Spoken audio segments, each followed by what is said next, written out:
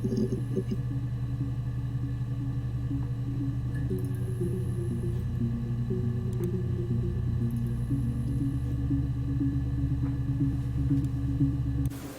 think it's murder? I mean, clearly it's murder. What can I do to help?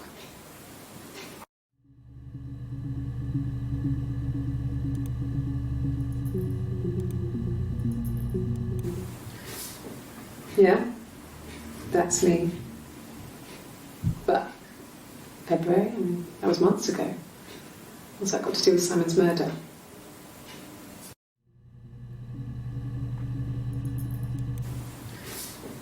Yeah, that's me. But February, I mean, that was months ago. What's that got to do with Simon's murder?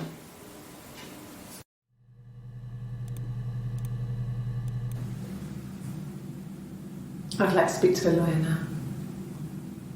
Please. You have no murder weapon. You have nothing.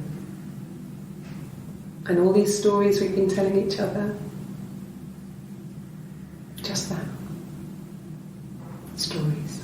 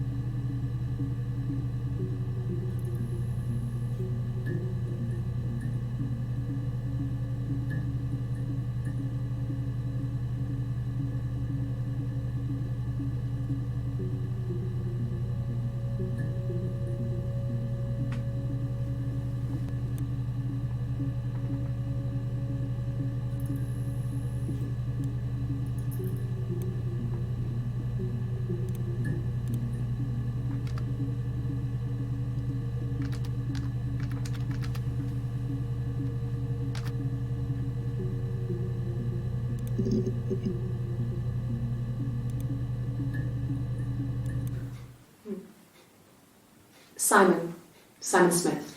He works at Ernst Brothers Glass. They do windows, all kinds of glass. Simon does the more special work, mirror making, feature windows, artistic things, really beautiful things.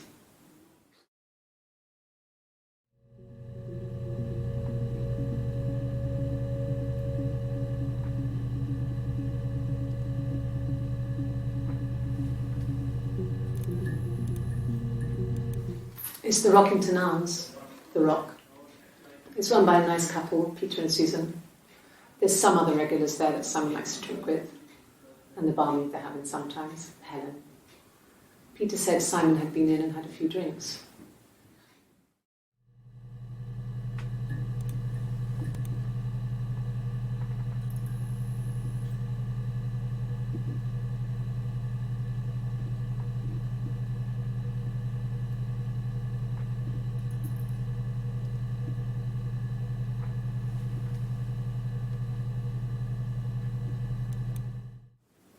Yes, there's an Amstrad one.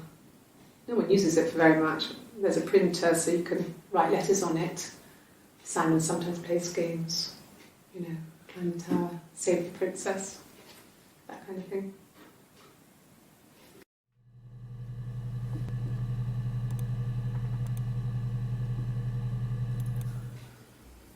Simon isn't the type to run off or do anything crazy.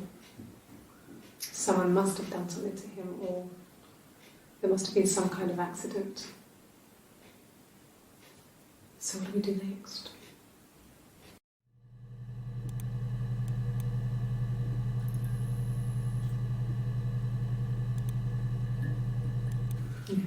Thanks. Please find Simon. I love him so much.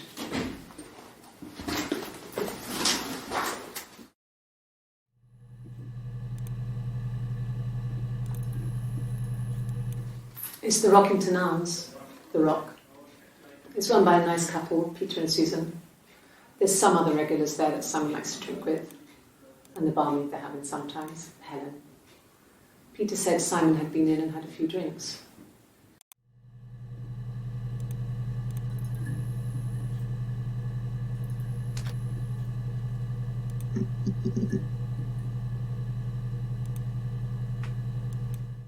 No. I think he spoke to Helen. She said he was upset about her argument, but I'm not sure what else he said. He likes Helen. He likes blondes.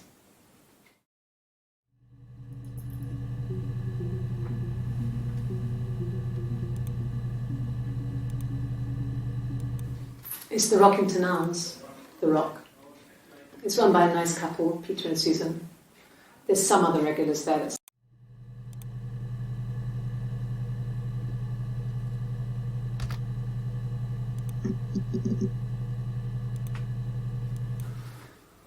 So, it was Friday evening.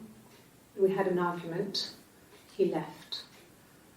On Saturday, he didn't come back. I waited all day. He was supposed to go help Eric out with something on the Saturday afternoon. They had a job, but he didn't show. So Eric was ringing on the phone. I checked at The Rock, that's our local. They said they'd seen him on the Friday night, but not since. He still wasn't back this morning. It just isn't like him at all. Still not back by dinner time. It's getting dark again. So I decided to come see you. His parents haven't heard anything either.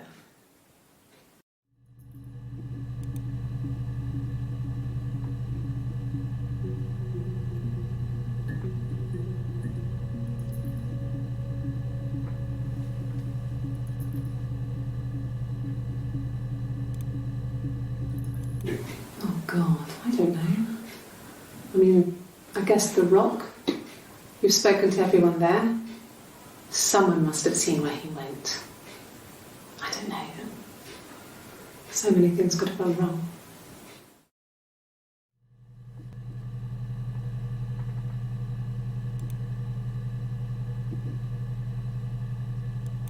Oh God, I don't know. I guess The Rock. You've spoken to everyone there. Someone must have seen where he went. I don't know. So many things could have gone wrong.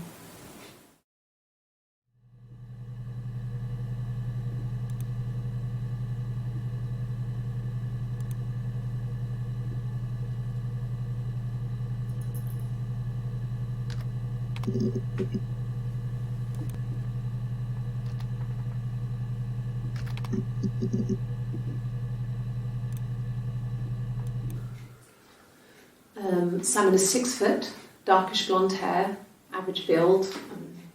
He's clean shaven.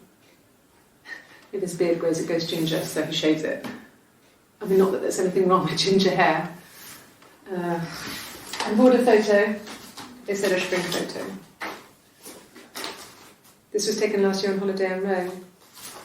It's the best one I have.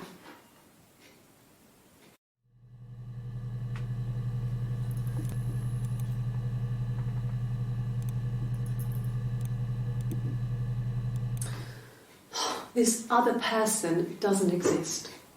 I don't know what the blonde wig is, but it could be anything. Have you looked at the cat flap?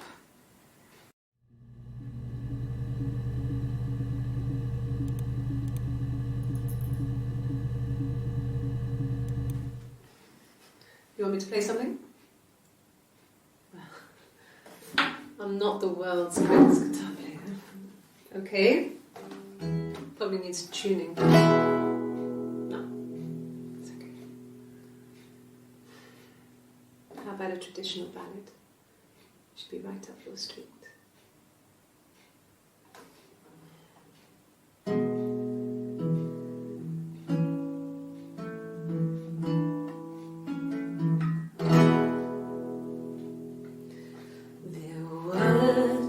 Sisters came walking by the sea.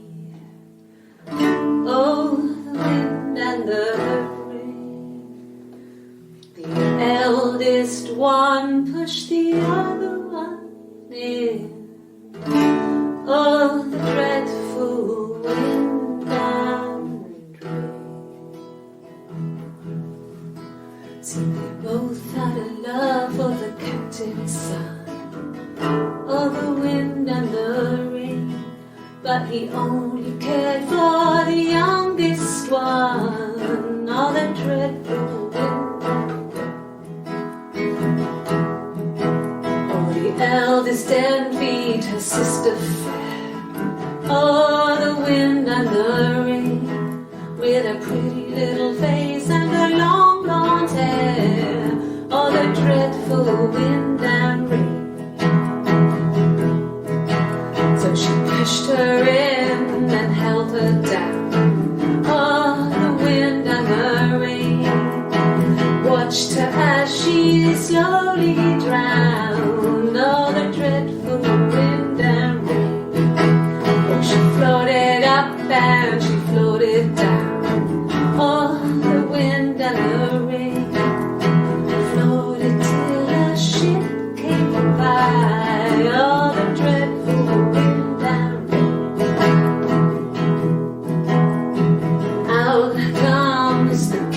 Son. Oh, the wind and the rain. Father dear, here swims and swan. Oh, the dreadful wind and rain.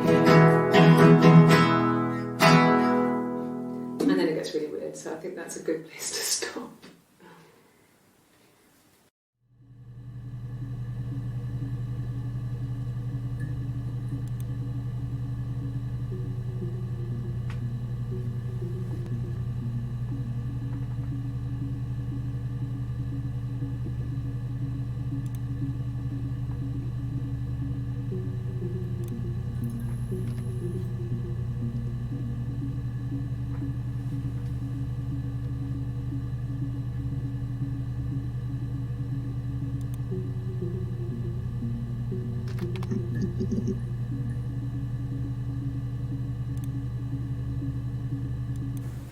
Okay. So you want to eliminate me as a suspect?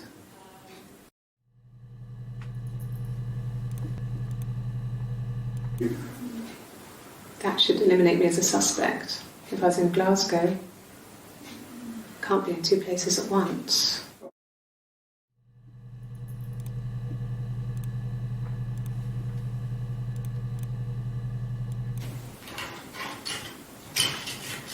This is the third day running you've called me in. I speak to Doug and Eleanor every day. And they say you've been asking a lot of questions about me. Should I be worried? Am I a suspect?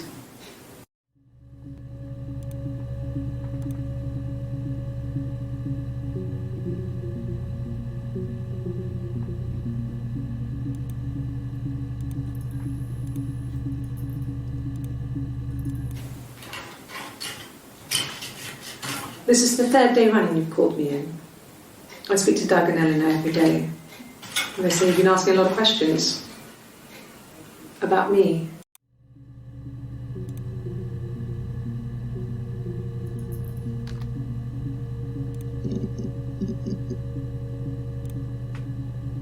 Yeah.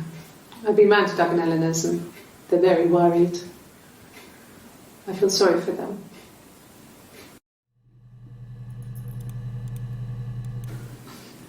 I got a job to contribute, you know. Doug knew someone and I got a job as a dinner lady at the primary school. They said it didn't matter if I could cook or not, just don't poison the kids. So you see, it's always been complicated between me and Simon. It's never just been the two of us, there's always been pressure.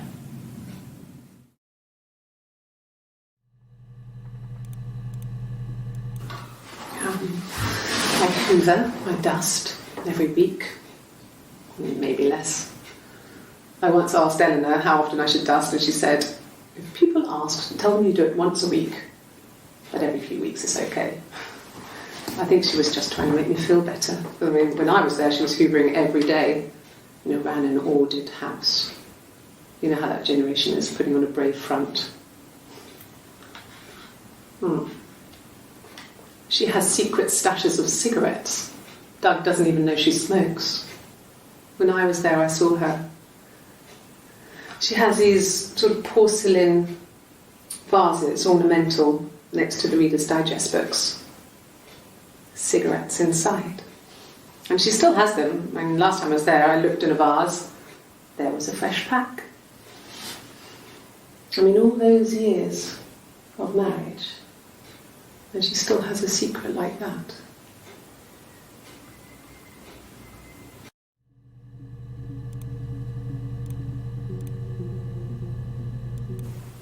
Okay. I parked up in the street. It was busy, so I had to park down the end of the road. Walked up, knocked on the door, no answer. I took my keys out of my bag and unlocked the door. The main lock was unlocked. You can tell because the key doesn't turn when you try to turn it to the left. I walked in. Simon's coat wasn't on the peg. I couldn't see his shoes in the shoe rack. I shouted out. I walked straight into the kitchen because he usually sits in there to have a cup of tea and read his paper, but he wasn't there. I touched the kettle. It was cold. I looked quickly in the living room. Nothing. So I walked upstairs to the bedroom and he wasn't there. I didn't search for him because it was pretty clear he wasn't there. I had a shower. The phone rang whilst I was in the shower. I didn't answer it. I think it was Eric. Then I was just exhausted. So I lay down on the bed and I fell asleep, though I didn't mean to. I woke up a couple of hours later and I was surprised to see no one in the bed next to me. And then I remembered where I was and what had happened. That's when Eric called again. This time I spoke to him. Then I called Doug and Eleanor. And then I decided to come and see you. That enough?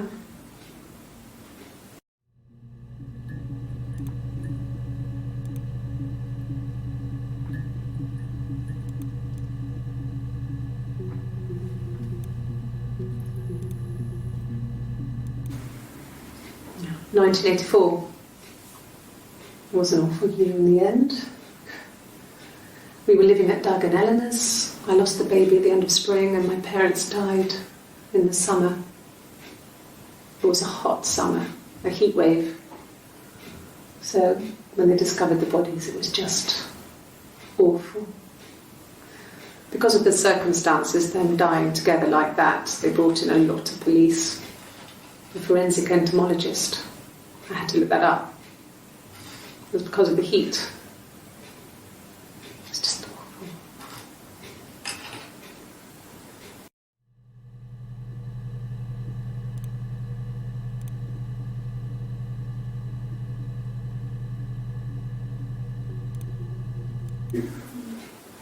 That should eliminate me as a suspect. If I was in Glasgow, can't be in two places at once.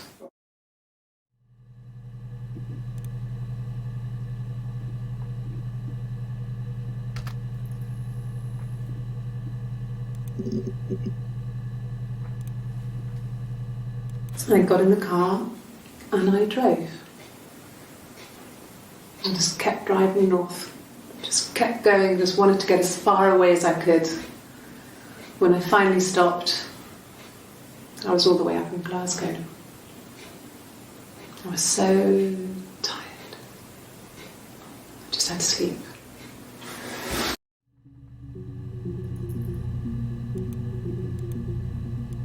Yes. I got to Glasgow, I was exhausted, so I pulled over and slept in the car. I woke up because a rubbish truck went past. I got some petrol, bought a coffee and a pastry, tried calling someone from the payphone, and then headed back.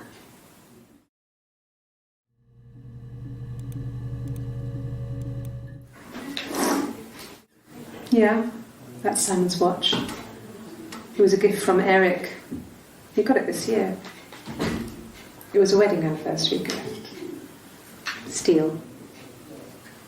It would have been Diane who chose it. She has really nice taste.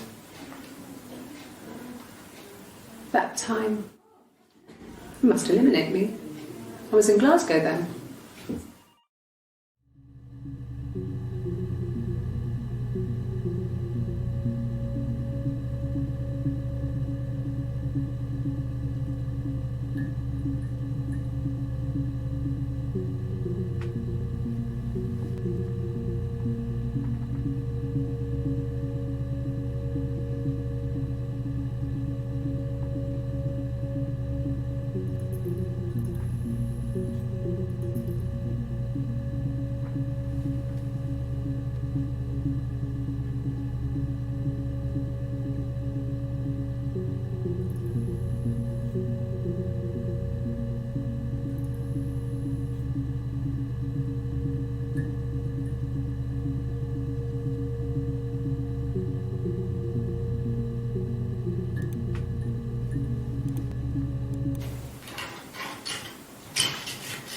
This is the third day running you've called me in.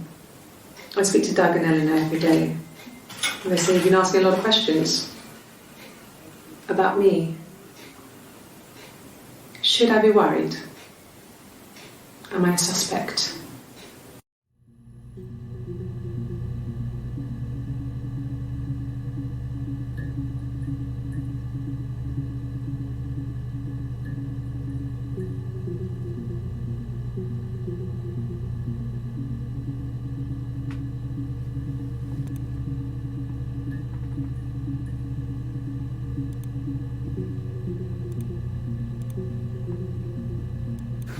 No, I don't think so.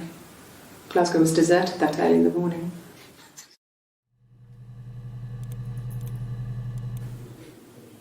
When I arrived in Glasgow, I was exhausted. The streets were empty. I was driving badly. And I hit a taxi. Not a big crash, just paintwork. The guy was so pissed off because I didn't have a driving licence on me. But when I told him I was pregnant, he made sure I got to the hospital so they could check me out. It was fine. The hospital must have details when I was looked at. There's a scratch on the car.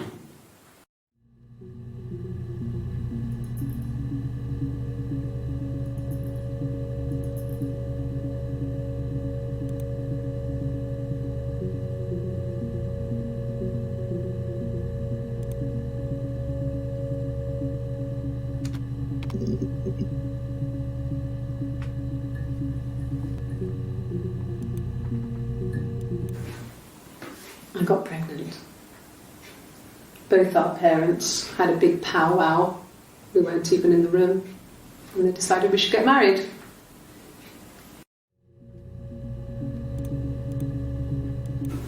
No. I lost the baby. I had a miscarriage at 8 months. We carried on living at Simon's parents until, well, it was only a few months after.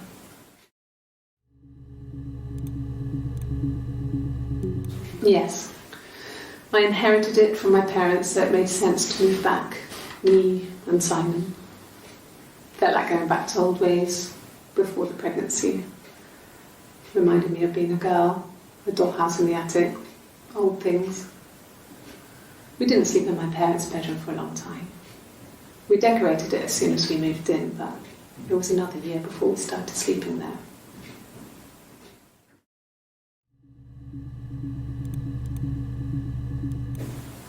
Yes, I'm fine. I won't be sick again. This happens some days. I'm pregnant. It's morning sickness.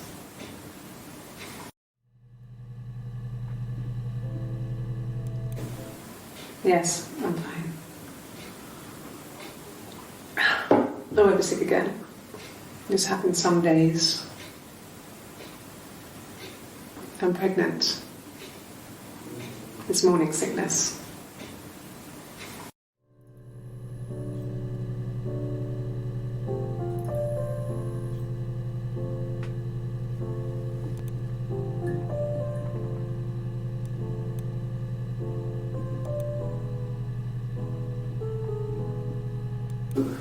No.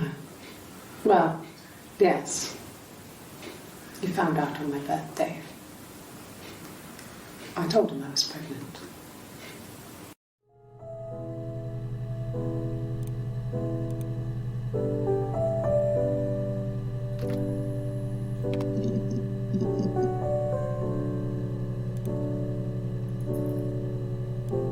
Yes, that's my birthday. Not one of the big ones, but I guess you can see that.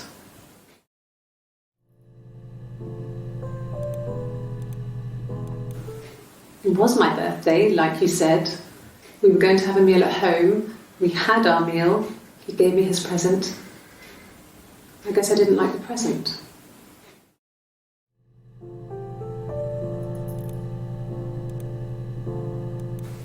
From when I woke up. Okay. I woke up. Simon was already up and he made me birthday breakfast of Eggs Benedict. We both had to go to work, so we saved presents till later. I got to work, had some birthday cake, children sang me happy birthday, then I came home. The birthday meal was a takeaway, and Simon gave me his present, which I didn't mind. And after that, we talked about the baby. It turned into a big argument. Simon left. I was furious. I wanted to get as far away as I could and get some space to think. So I left.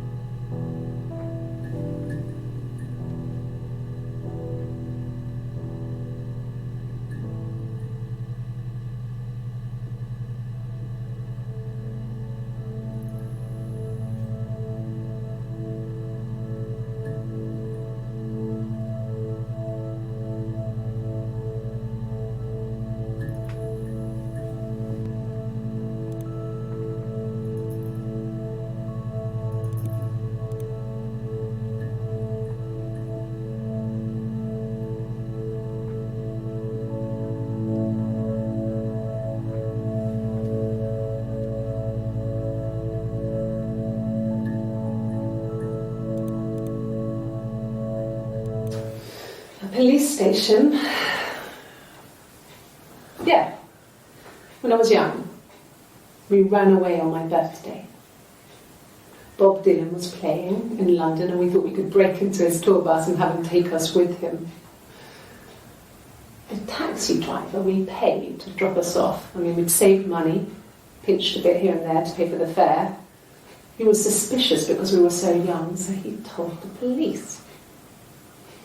So they came and picked us up and took me back to Portsmouth. My mum picked me up from the station. But I blamed everything on my friend Eve. So my parents let me off.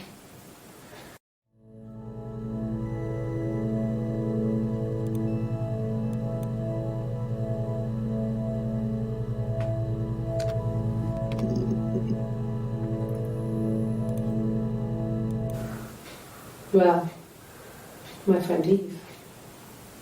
I mean, she was a friend from when I was a kid. And she was always more popular with the boys, and I used to hate her for it. I mean, really hate her sometimes.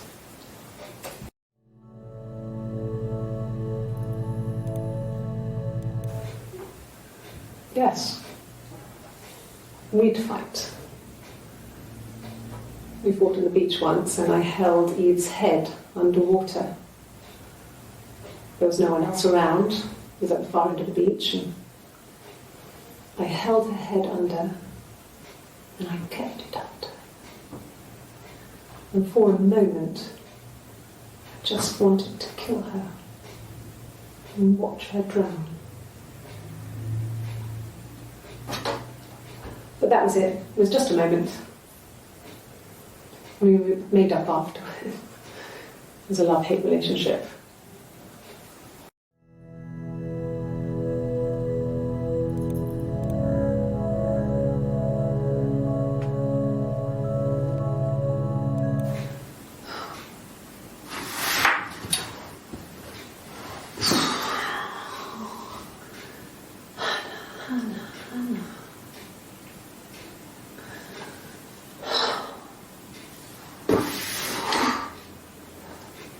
What are you doing talking about Eve?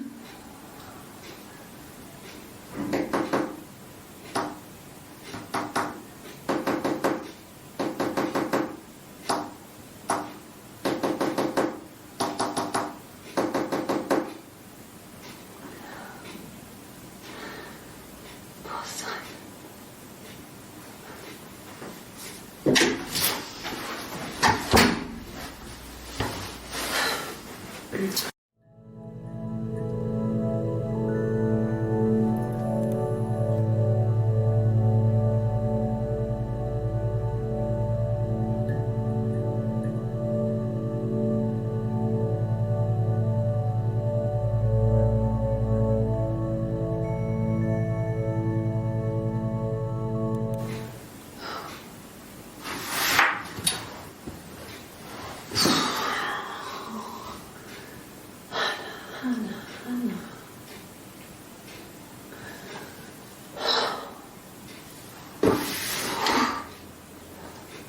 What are you doing talking about Eve?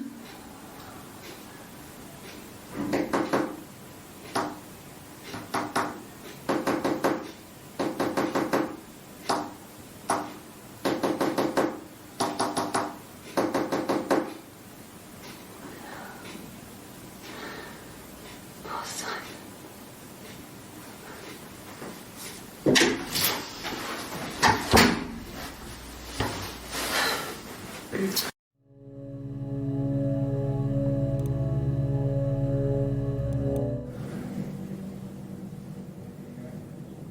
My mother called me Eve.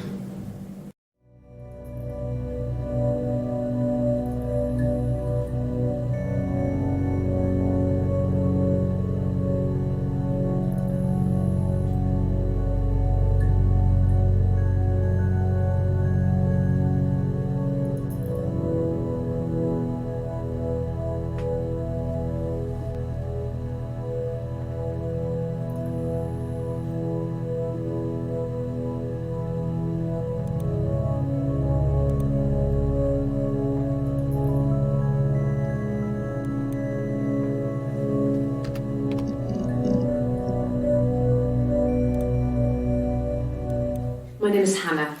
Hannah. It's a palindrome. It reads the same backwards as forwards. It doesn't work if you mirror it though, it's not quite symmetrical, but well, I mean, you get the idea. Sorry.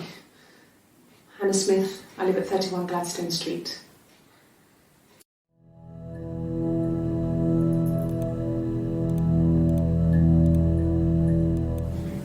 Yes, my name is Hannah Smith. Oh, shit. Sorry.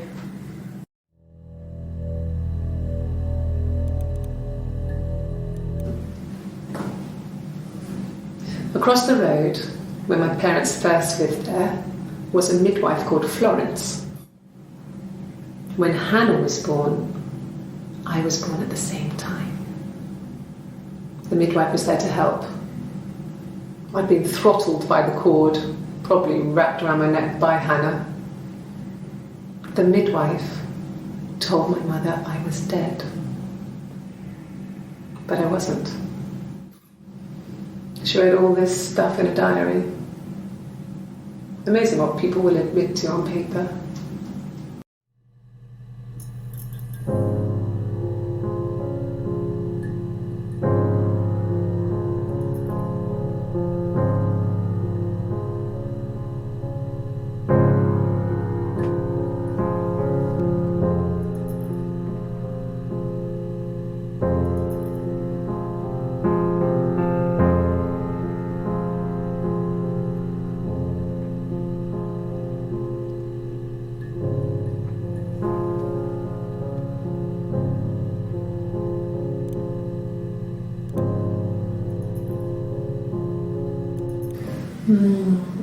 She recognised me from the window.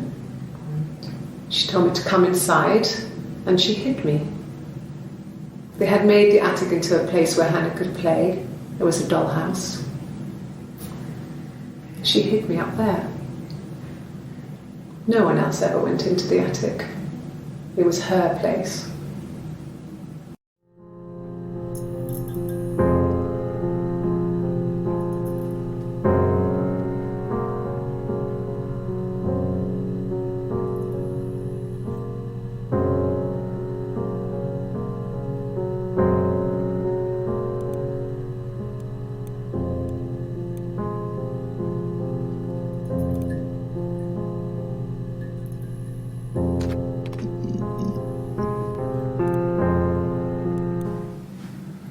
Florence took me home with her. Mother hadn't been expecting twins and had a healthy baby. I guess she was just happy for Florence to clean up, take away the evidence that this was anything but a happy occasion.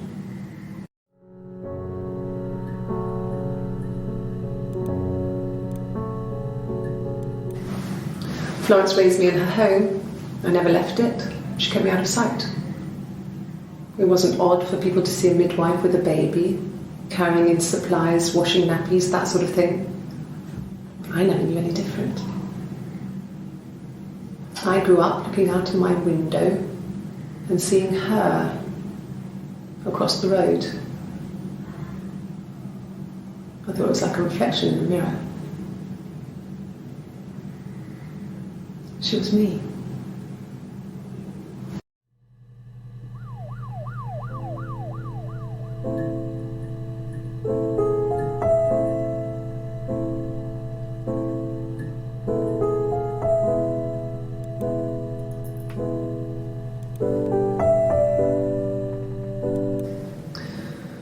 Florence was a warm, kind person, but she was broken, I guess.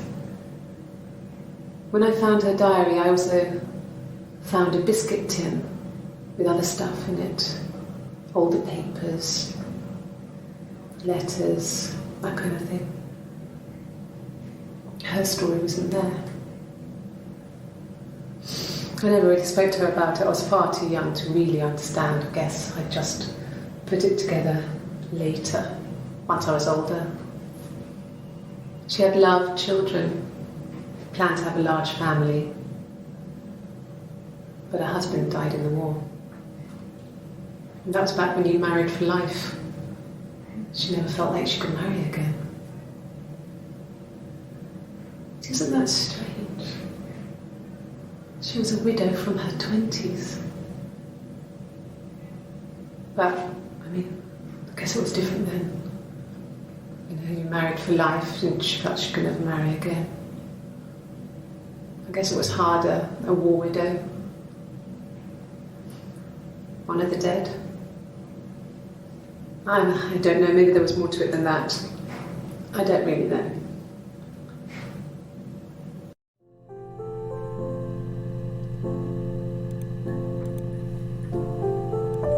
No, it was just me and her.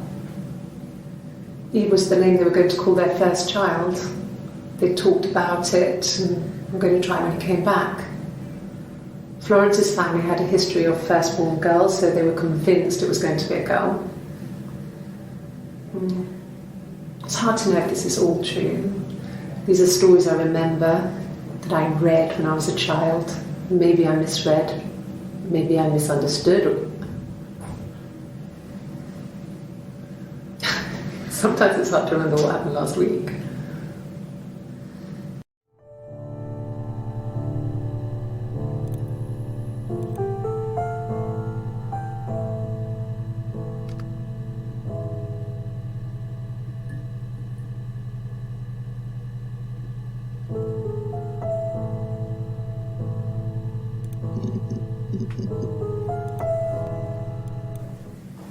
Just became our way of life.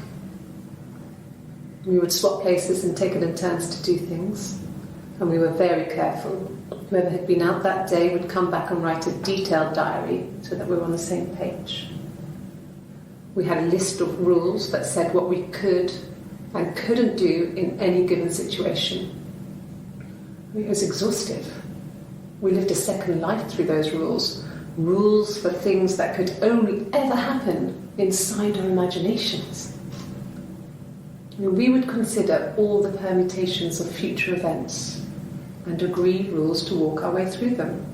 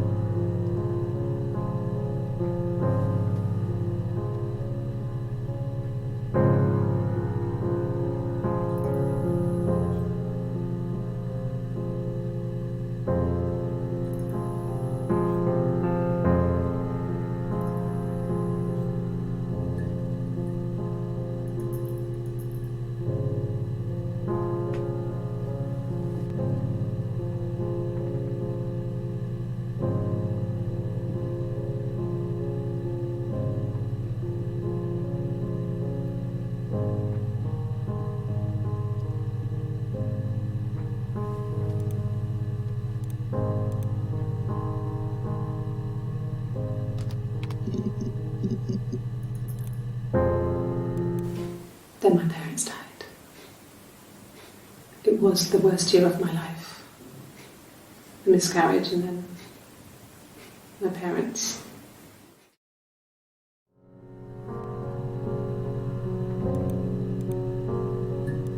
Yeah. They'd gone to bed feeling ill, thinking it was flu or something. The neighbour called me, I had to use my key to let them in. We found them dead in their bed. And they'd been there for days. No one had noticed. Just awful. It was so soon after my miscarriage. The worst year of my life. I'd been so happy to get married, and after that it was just like, fuck.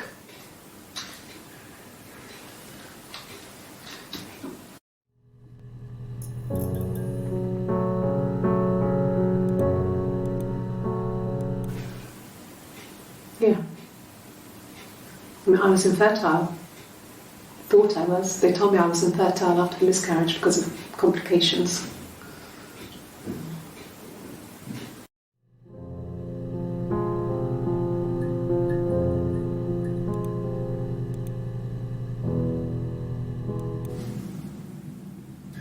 Hannah had a miscarriage.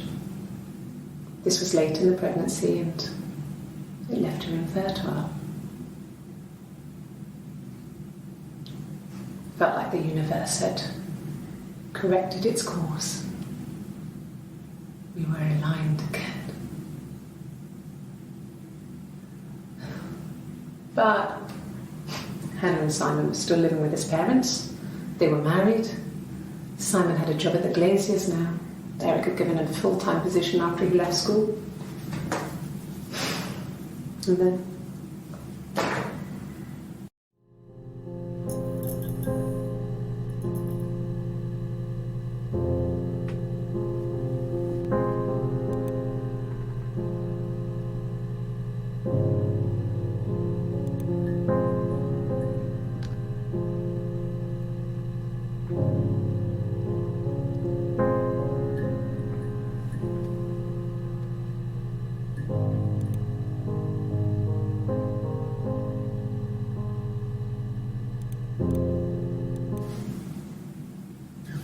Hannah had a miscarriage.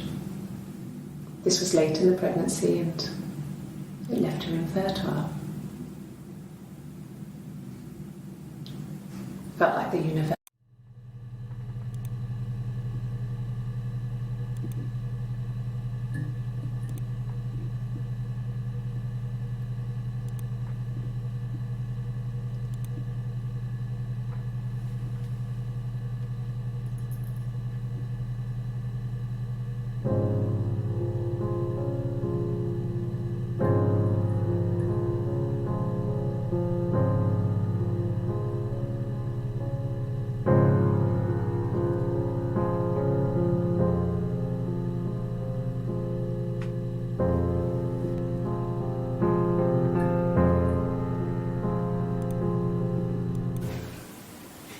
Yeah.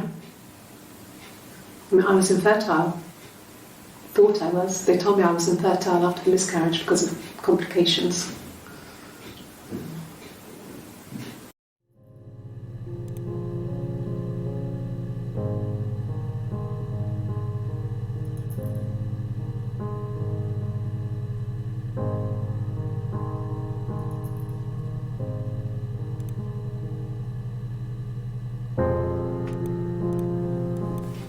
Then my parents died. It was the worst year of my life. A miscarriage and then my parents.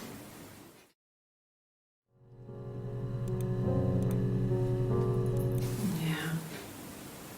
They'd gone to bed feeling ill, thinking it was flu or something.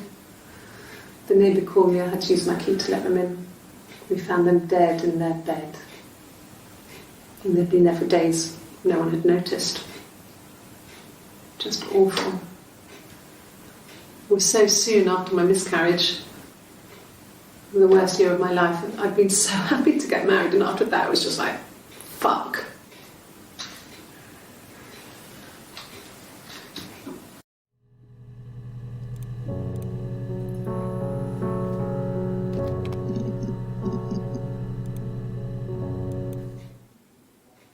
A long time. We got married when I was 17.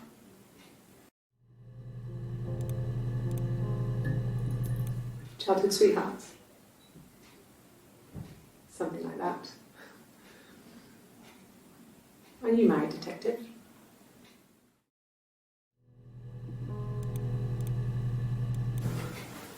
I guess you could call it that, but we were both happy to get married. It was a beautiful wedding. We had our first dance to Come Back and Stay. I'm not sure if that's a good wedding song, but I loved it. I chose it. I mean, it was genuinely our first dance. We'd never danced together before. It was probably awful to watch, but I enjoyed it. It felt like it was just me and Simon for that moment. Just the two of us.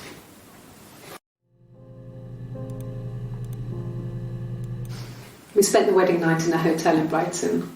It would have been too much to do more. We were saving for the baby. It was wonderful to be in a hotel, away from home, just alone together. Since then, we've always tried to get away for our holiday.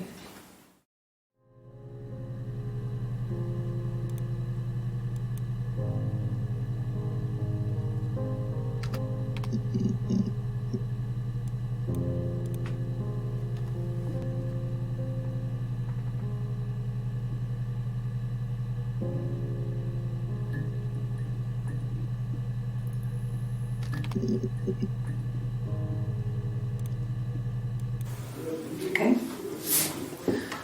There's a girl and she's staring out of the window. She's sad. She's trapped. She's here. She's looking out the window because her mother won't let her out.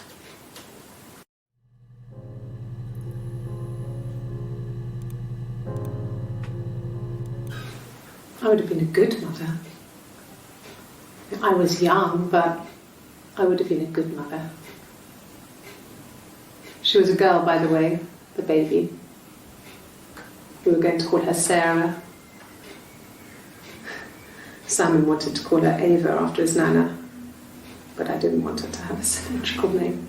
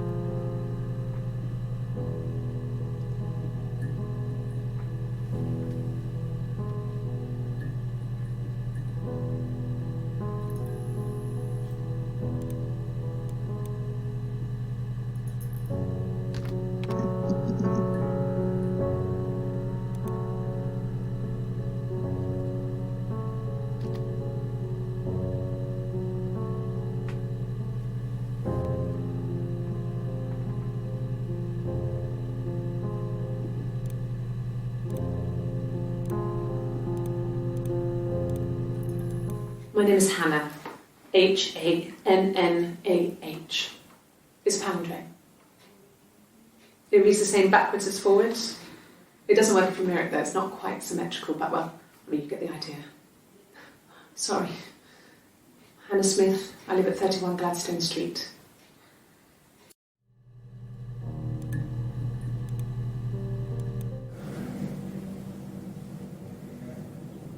My mother called me Eve.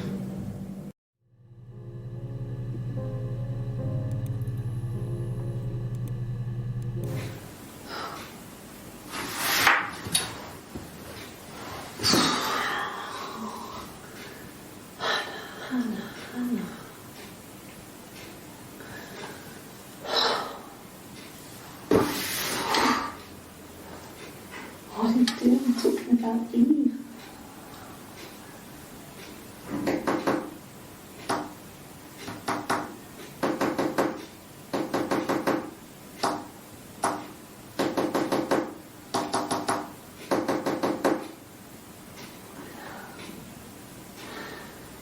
Poor Simon.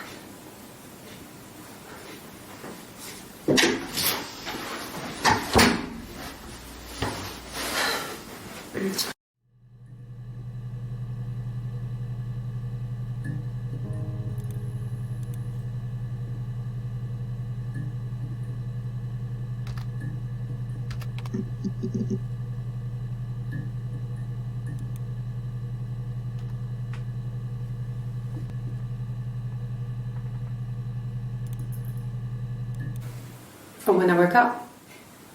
Okay. I woke up, Simon was already up and he made me birthday breakfast of Eggs Benedict. We both had to go to work, so we saved presents till later. I got to work, had some birthday cake, children sang me happy birthday, then I came home.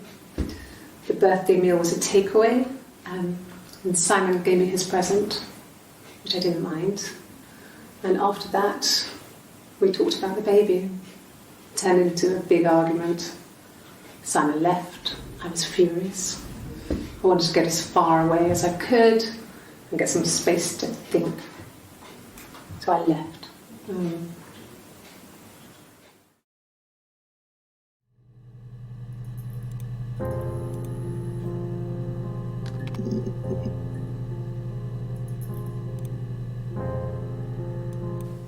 He was wearing a shirt, a blue turtleneck shirt and jeans.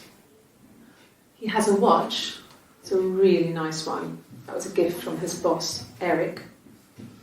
He had his coat, a long grey duffel coat, like Paddington Bear. He would have taken that with him. It's not in the house.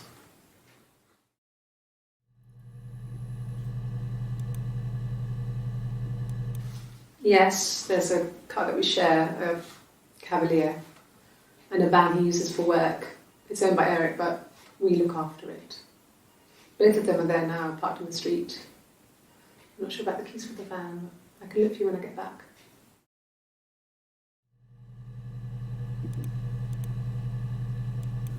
Sure. Yes, of course, if that would help.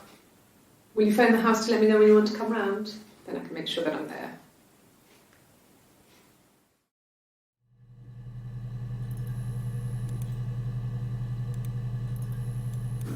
Yeah, when I was at school.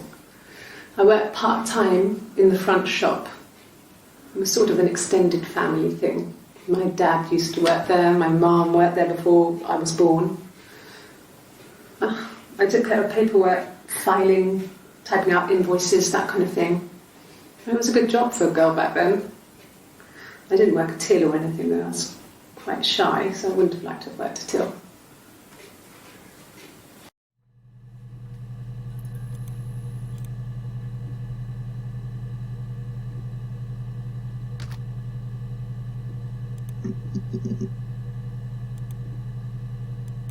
Yes, that would be in his wallet. It's a Visa, a silver one. He doesn't like to spend money he doesn't have, so he usually pays with cash, but Eric convinced him to get one.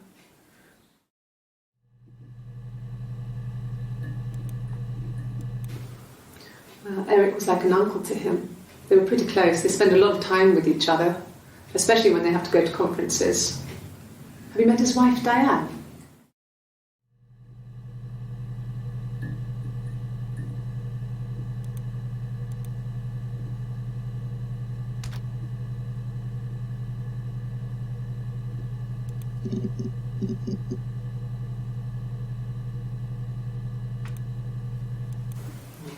Diane is really nice. She helps out with the glaziers, organises the Christmas party, that sort of thing.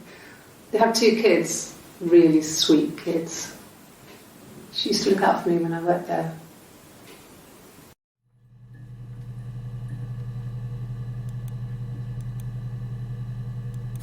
Not really.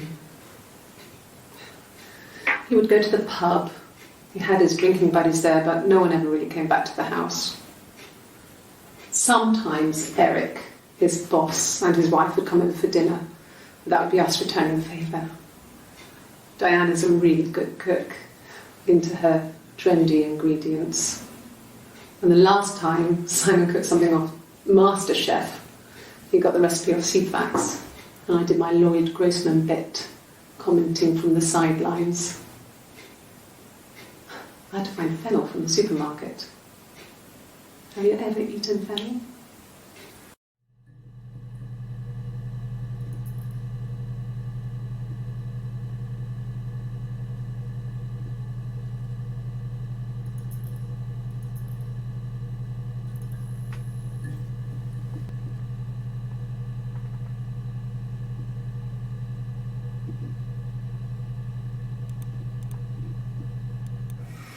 Simon and Eric arguing?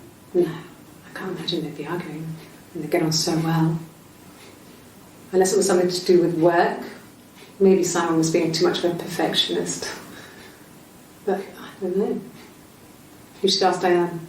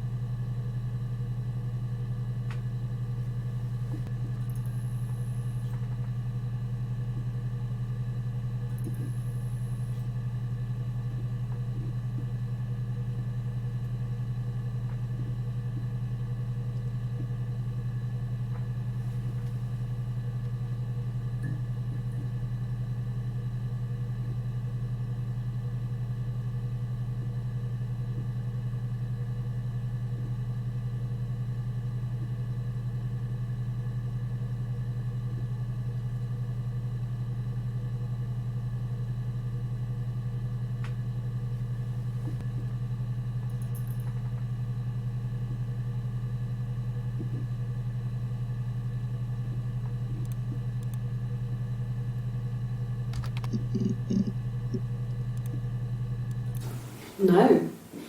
No, Simon didn't play guitar. He wasn't very musical. He liked to listen, but he was tone deaf.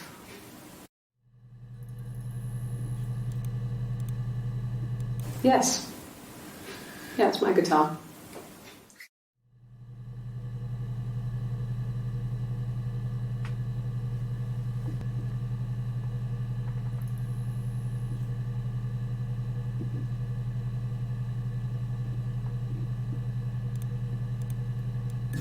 No. No, Simon didn't play guitar. He wasn't very musical. He liked to listen, but he was tone deaf. Yes. Yeah, it's my guitar.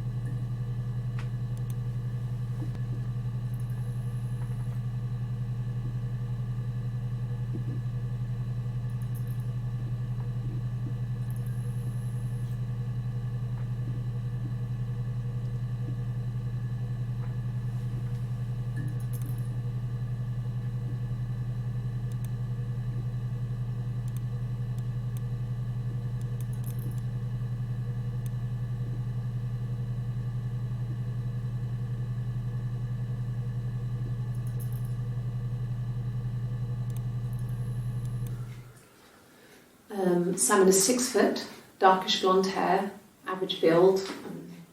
He's clean shaven. If his beard grows, it goes ginger, so he shaves it. I mean, not that there's anything wrong with ginger hair. And bought a photo. They said a spring photo. This was taken last year on holiday in Rome. It's the best one I have.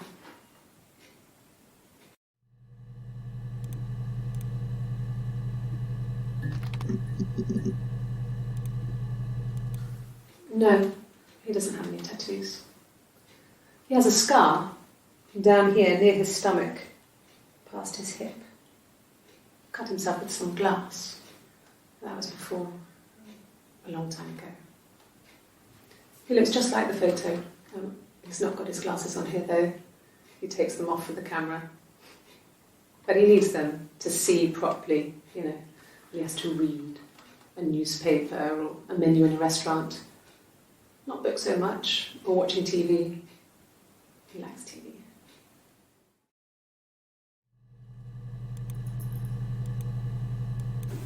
Yeah, we were 17.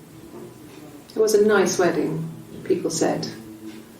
Simon looked very handsome in the photos. His parents paid for everything, but he's an only child, so it was important to them. It was what they called a shotgun wedding. But if you looked at the photos, you couldn't tell. The dress was beautiful. It looked like Princess Diana's. The train wasn't quite as long though. There's a great photo of the bridesmaid helping to carry it out of the car.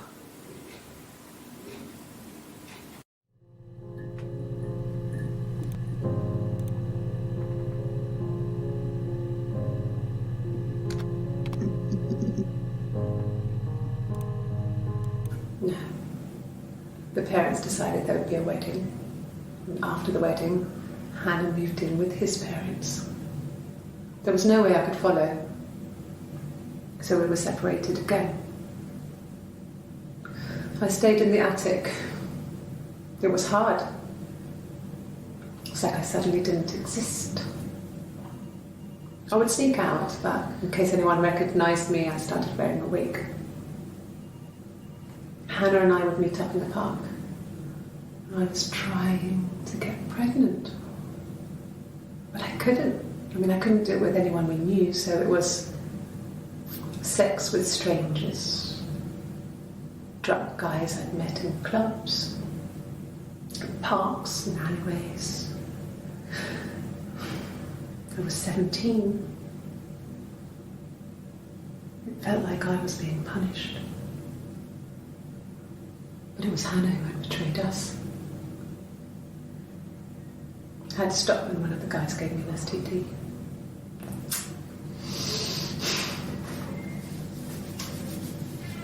When we met up, it was disturbing. For the first time, my reflection, she didn't look like me. She was fatter, flushed. If anything, I was getting skinnier. I found it hard to look sometimes. We talked about what to do. Was it time to become our own people? That seemed like the right thing to do, but neither of us wanted it. We agreed that her and Simon would get their own place as soon as possible, and then I could move in. And that was the plan.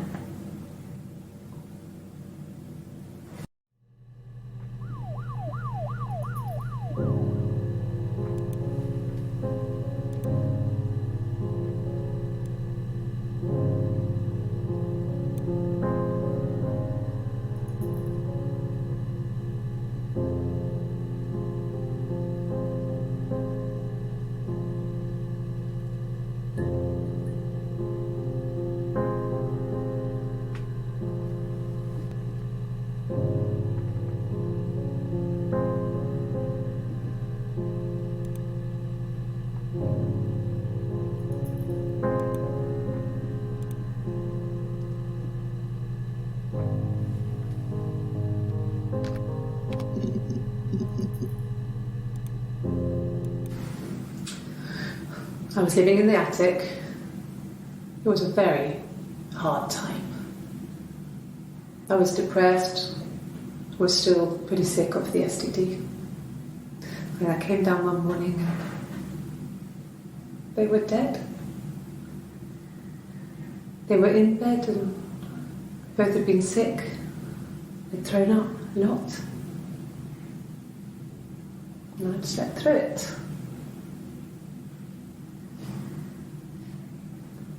The police said it was the mushrooms they ate. Dad was a mushroom expert. He used to take us picking with him and he taught us how to recognise them. And there's no way you would have picked death caps.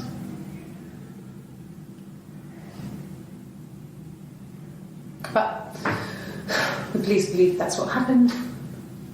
They never even looked in the attic.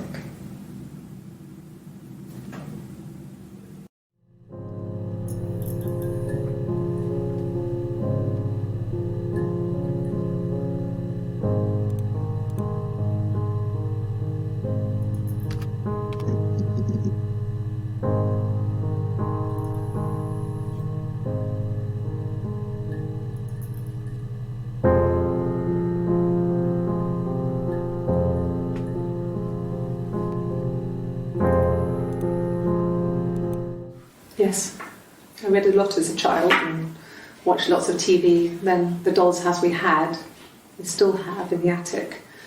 It's kind of a fairy castle. We used to play out there and make up our own stories.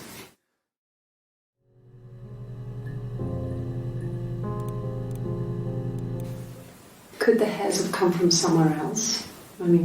Could they... We have a lot of dolls in the attic. There's a Rapunzel doll with long blonde hair. Could they have come from there?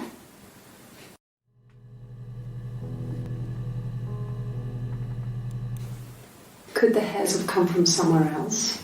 I mean, could they... We have a lot of dolls in the attic. There's a Rapunzel doll with long blonde hair.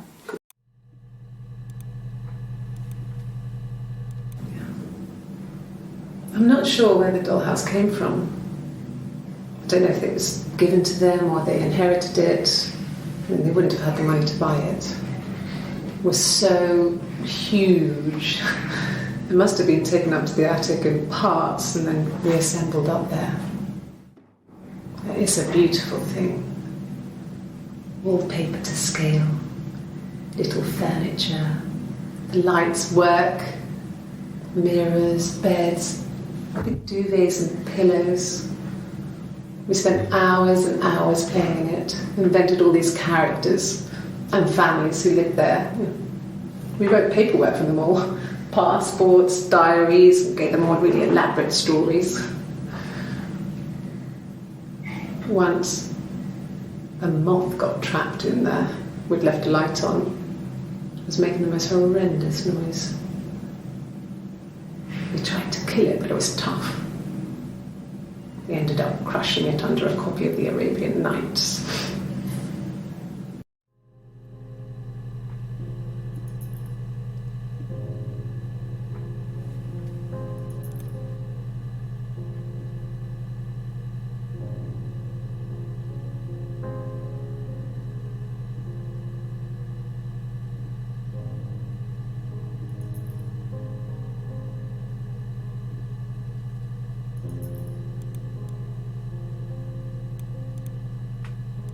No. The parents decided there would be a wedding. And after the wedding, Hannah moved in with his parents. There was no way I could follow.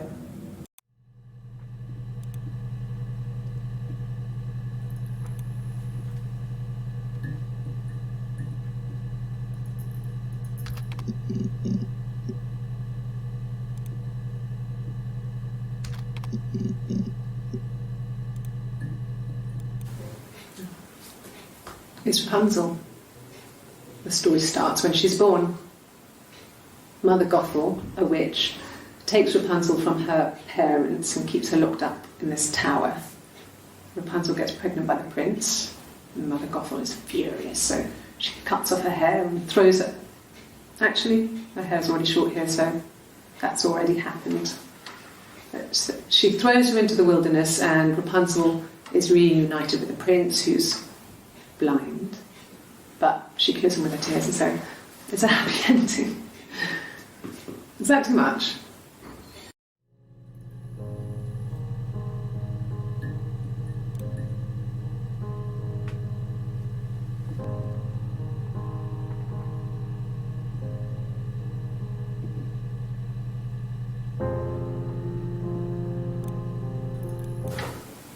What kind of hairs?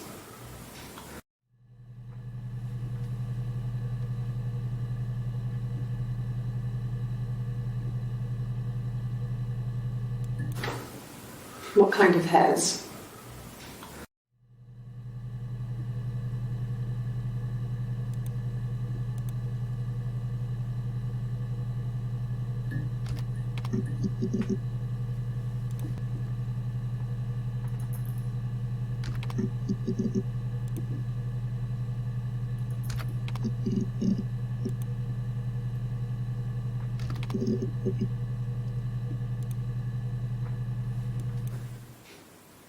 No. The whole thing was wrong. The bags, I think they were from our kitchen. You can probably check that. We never go into the cellar. It's just a place we put things we don't need. Dad used to grow mushrooms there. The bags were taped up. I think it was parcel tape, but I think it was ours.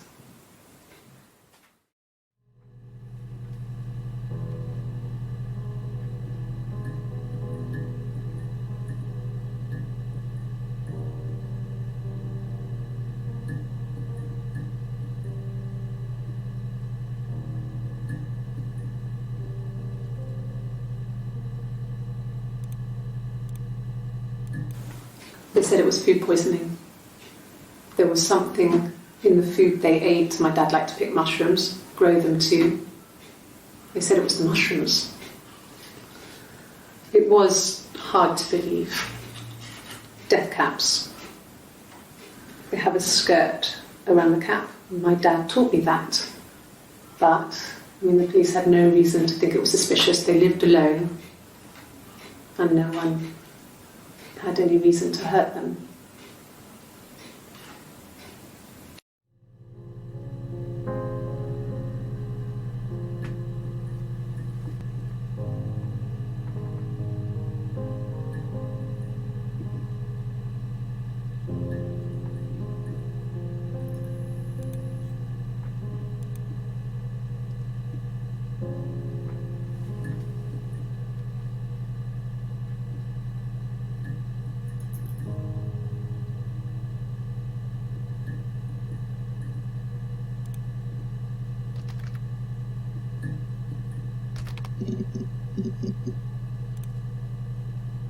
Yes. I speak with Eleanor at least once a day. Not that there's anything much to say. There's more just...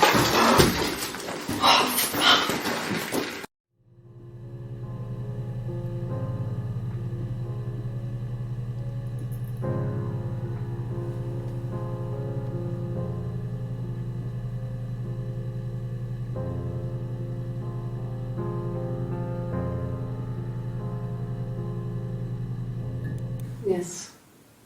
I speak with Eleanor at least once a day. Not that there's anything much to say. There's more just...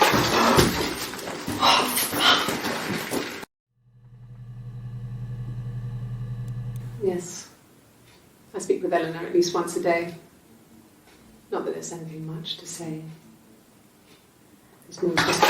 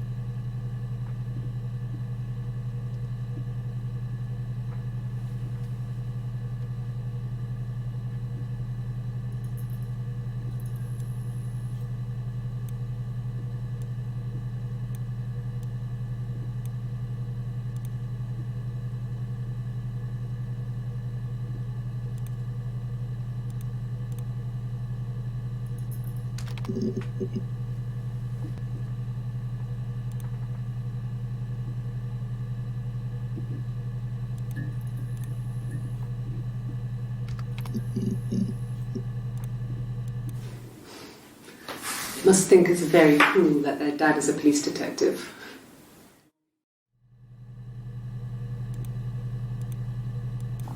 Mum and Dad had never had any reason to notice. They were always busy. If Hannah was eating a lot, they didn't mind. She didn't put on any weight. That girl has a healthy appetite. If they heard us talking in the attic, they just thought it was Hannah playing one of her games, and that Eve was our imaginary friend. Once, she was already up and dressed and ready to go to school, and I snuck down for a piss. Mum saw me in my underwear, she went mad. Get dressed this instant! So I ducked into our bedroom, and seconds later, out came Hannah, dressed and ready. My mum was amazed.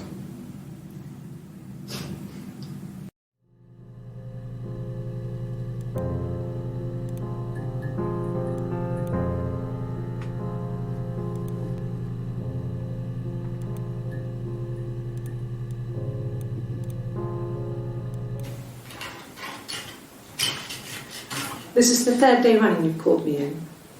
I speak to Doug and Eleanor every day. And they say you've been asking a lot of questions about me. Should I be worried? Am I a suspect?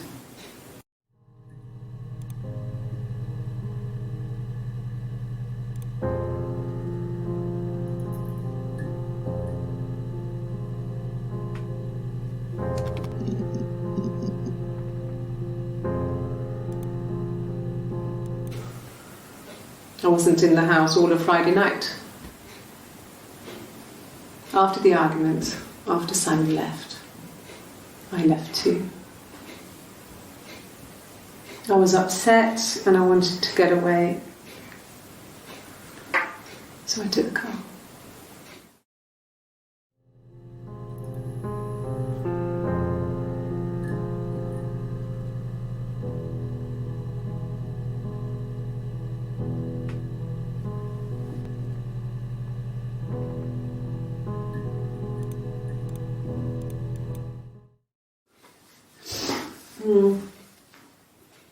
I left the next day, Saturday.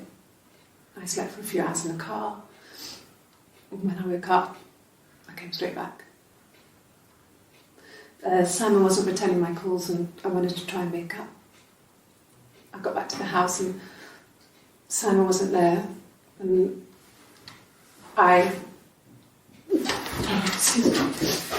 Is there a bin?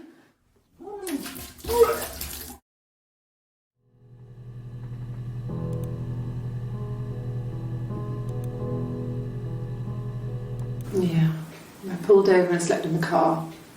This was just by the side of the road. I was exhausted.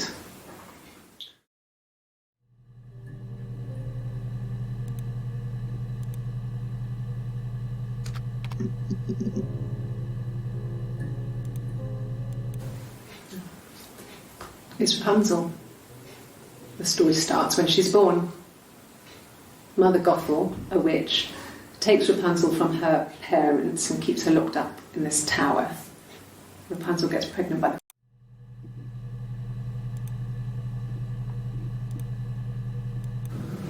the fairy tales. Stories about lost princesses, evil witches, magical mirrors and lost children.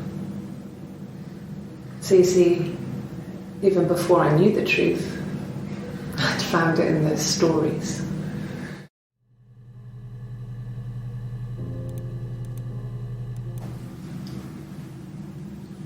I wanted to see my reflection. I thought that if I touched her,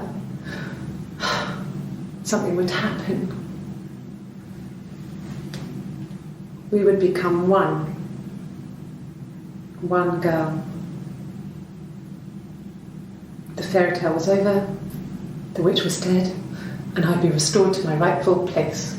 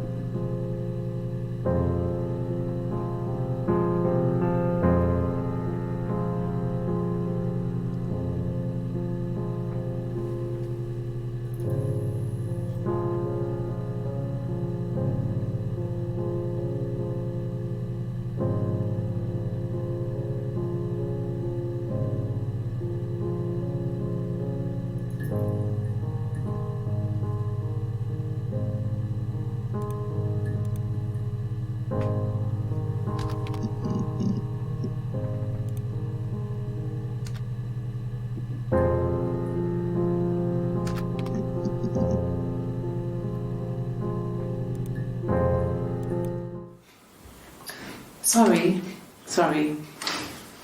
The picture, the way it's drawn, just reminded me of the books we used to read as children.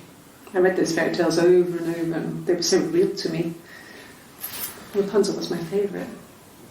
My brain is just full of it. Are any of these in colour?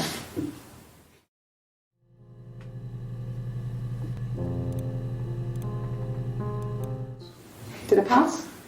Sorry, I messed it up with all that Rapunzel stuff. Do you need me to do that card again?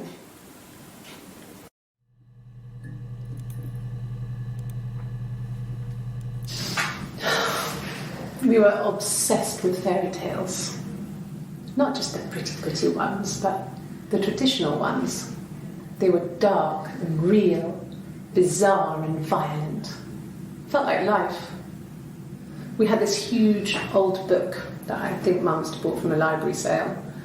The illustrations had thin tracing paper over them to protect them. They were in colour, shiny plates. At the front of the book was an index of illustrations. We read that more than the actual stories. We'd read aloud the captions and flip between the pictures. There was something intimate about peeling back the tracing paper, undressing the pictures. Rapunzel's hair is cut. The eagle plucks out his heart. The princess pricks her finger.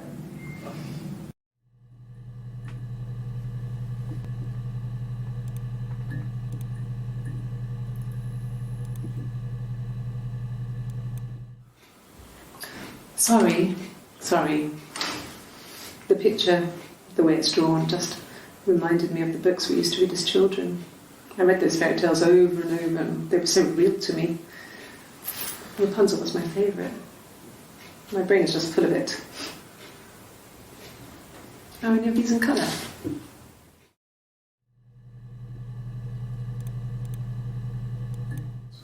Did I pass? Sorry, I messed it up with all that Rapunzel stuff. Do you need me to do that card again?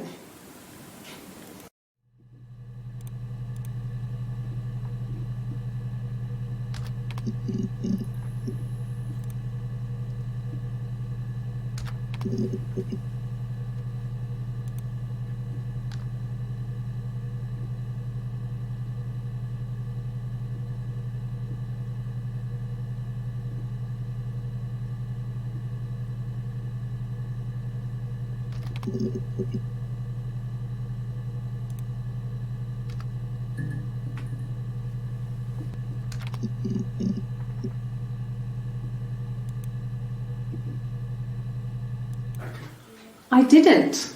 I slept in the car. I left about 9 that night. I wasn't there.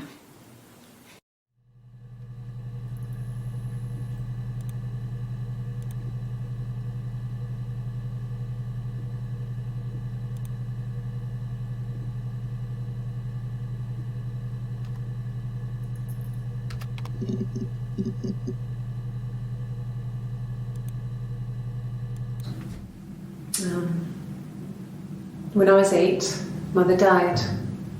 She slipped down the stairs. It was an accident. I had read a diary at that point, and I knew she wasn't my real mother.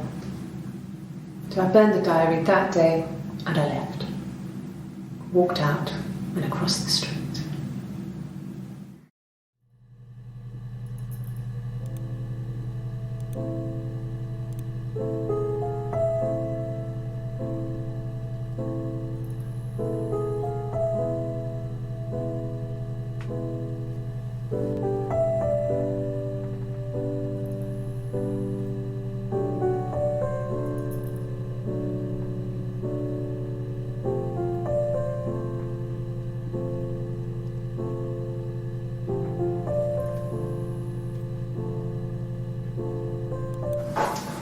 When beautiful people died, we always felt like it was a sign. You remember Princess Grace? Grace Kelly? She died in a car crash the year before we met Simon. We used a Ouija board to speak to her, and that gave us the power to find him. That's what we thought then. That people who died tragically leave some kind of magic behind. We used to share dreams. We used to wake up and write them down in our diaries immediately and compare them.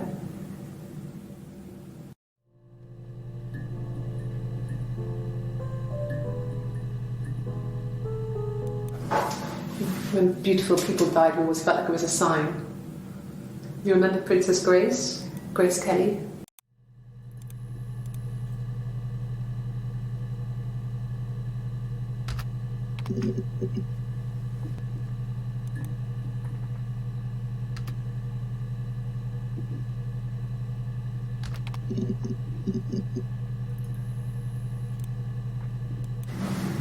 Florence raised me in her home. I never left it. She kept me out of sight. It wasn't odd for people to see a midwife with a baby, carrying in supplies, washing nappies, that sort of thing. I never knew any different. I grew up looking out of my window and seeing her across the road.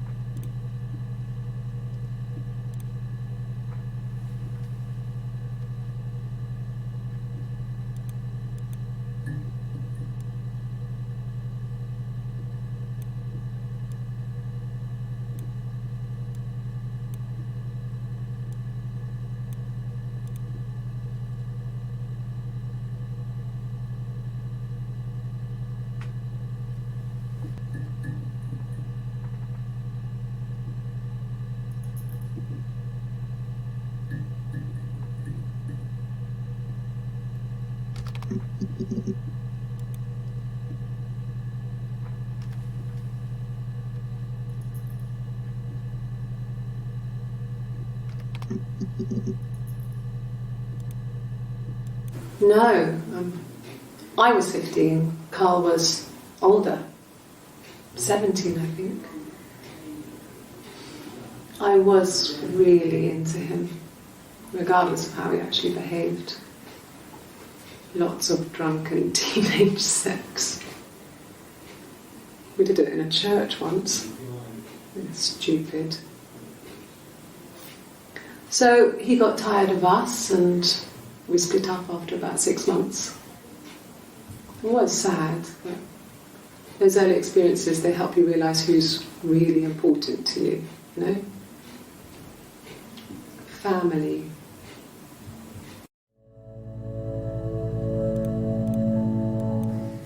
There were always princes and princesses. They were the special people, more important than the other characters in their stories. We knew we were like that. Twins. Magical. We were the princesses. We had a poster of Princess Diana from the newspaper up in our attic. Had pride of place.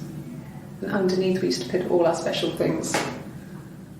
When her engagement was announced, we were obsessed with everything she did. And later, when her life went so bad, we felt for her. Her divorce last year just kind of drew a line under things.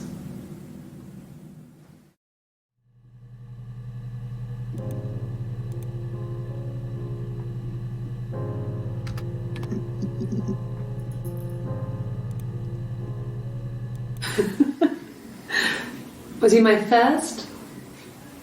No need to be so coy. No, he wasn't my first. That would have been Carl. He was a local boy in a band. He was a bit of a shit. But he was sexy. We were 15.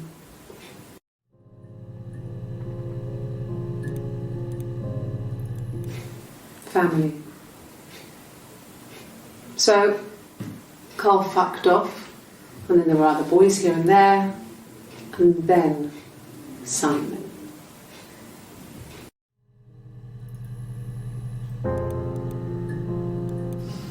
Differences? She's a better driver than me. She passed the test for us. I tried to take it and nearly crashed the car. Learned that you can't rely on confidence to get you through everything. She is the shy one. She was especially shy around boys. If Hannah liked a boy, I would have to pursue him. It was that way with Carl. Hannah met him first. She had such a crush. I let him take my virginity after a night that his band had played at. It got difficult. When I was with Carl, we would have sex, but Hannah couldn't let him see she was a virgin. She had lots of excuses. After a while, we decided that I should take Hannah's virginity. It's not that different to a bruise, pulling a tooth, a graze. We used a hairbrush. After that, we took it in turns, though. I was always the one who seduced the boys. Until Simon.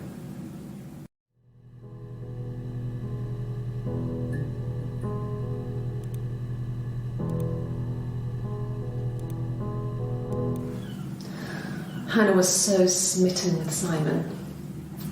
She started getting jealous, didn't want to share. Even the first date, we went to see Tom Cruise at the Old Odeon. We both went, kept changing places in the toilet. We only had one best dress, so we had to keep swapping clothes. Must have thought we had terrible bladder problems. The next date, it was my turn. At the end, I let him kiss me, but that was it. We didn't want another Carl on our hands, and the Ouija board had said to hold back. After that, it was Hannah's turn, and she slept with him. Broke the rules. Deliberately broke the rules. She wanted to be the first to sleep with him. I mean, that's when she got pregnant. From that one time.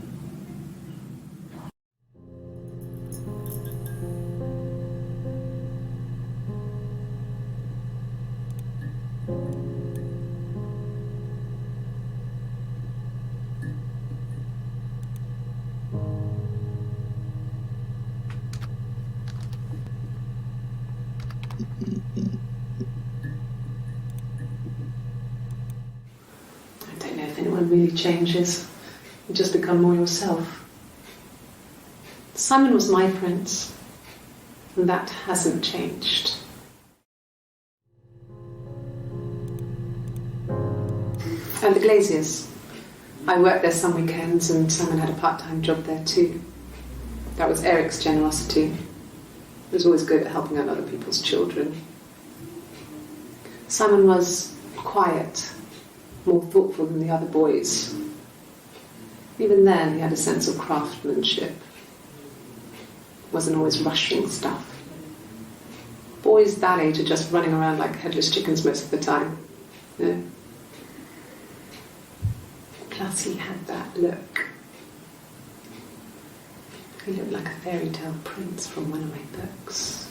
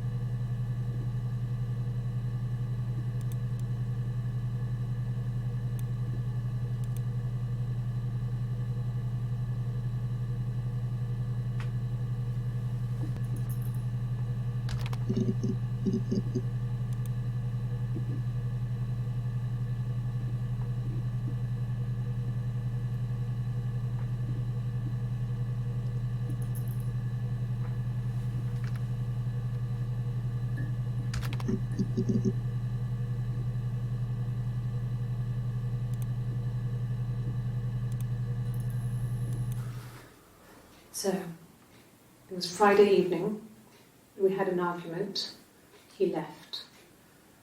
On Saturday, he didn't come back. I waited all day. He was supposed to go help Eric out with something on the Saturday afternoon. They had a job. He didn't show. So Eric was ringing on the phone. I checked at the Rock, that's our local.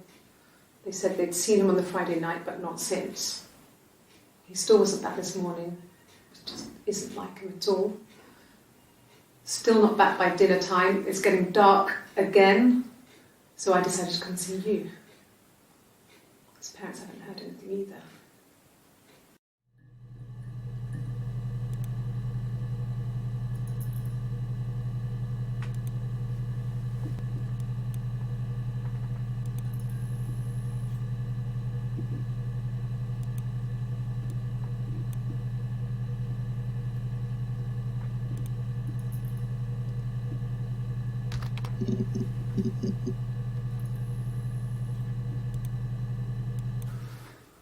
So,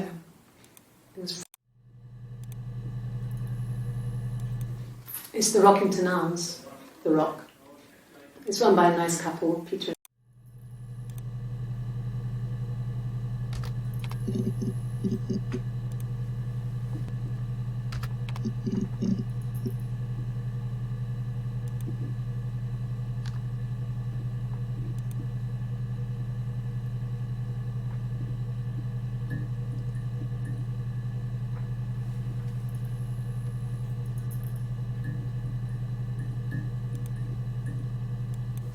It's the Rockington Arms, the Rock. It's run by a nice couple, Peter and Susan. There's some other regulars there that Simon likes to drink with, and the barmaid they're having sometimes, Helen. Peter said Simon had been in and had a few drinks.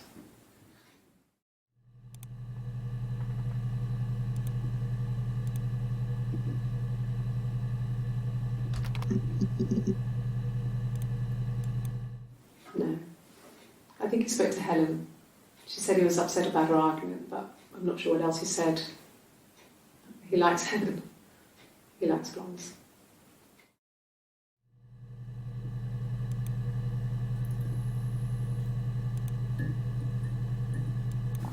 Mum and Dad had never had any reason to notice. They were always busy. If Hannah was eating a lot, they didn't mind. She didn't put on any weight. That girl has a healthy appetite. If they heard us talking in the attic, they just thought it was Hannah playing one of her games, and that Eve was our imaginary friend. Once, she was already up and dressed and ready to go to school, and I snuck down for a piss. Mum saw me in my underwear and she went mad. Okay.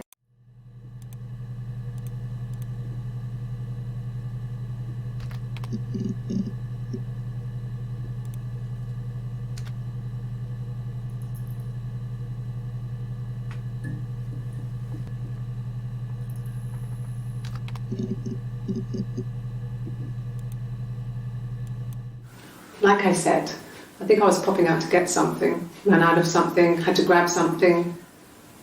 I sometimes drive too fast. If you want, you can arrest me for that.